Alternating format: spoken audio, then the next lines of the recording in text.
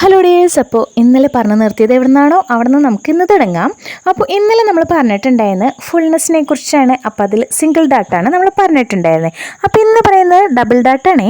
അപ്പോൾ ഈ double dot നമ്മൾ നോർമലി എന്തിനായിരിക്കും കൊടുക്കുന്നത്? കുർത്തീസിനാണ് നമ്മൾ കൂടുതലായിട്ട് കൊടുക്കാറുള്ളത്. അപ്പോൾ ഈ കുർത്തിയെല്ലാം തയ്ച്ച് കഴിയുമ്പോഴത്തേനും വേസ്റ്റ് പോർഷനിൽ നമുക്ക് ഷേപ്പ് കിട്ടാൻ വേണ്ടിയിട്ടാണ് നമ്മൾ ഈ ഡബിൾ ഡാട്ട് കൊടുക്കുന്നത് കേട്ടോ.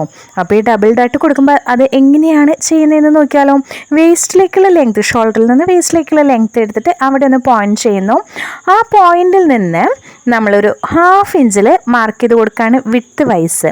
പിന്നെ ലെങ്ത്ത് വൈസിൽ നമ്മളൊരു 3.5 ഇഞ്ച് മേലേക്കും 3.5 ഇഞ്ച് താഴേക്കും എടുത്ത് മാർക്ക് ചെയ്തതിന് ശേഷം ആ പോയിൻറ്റ്സിലാണ് കേട്ടോ ഒന്ന് ജോയിൻ ചെയ്ത് വരച്ചിട്ട് നമ്മൾ സ്റ്റിച്ച് ചെയ്ത് കൊടുക്കുന്നത്.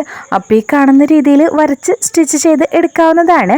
അപ്പോൾ നമ്മൾ ഉദ്ദേശിക്കുന്നത് എവിടെയാണോ അത് വേസ്റ്റ് ആകുമ്പോഴത്തേനും ആ വേസ്റ്റിൽ നമുക്ക് ഈ കാണുന്ന രീതിയിൽ ഷേപ്പായിട്ട് കിട്ടും.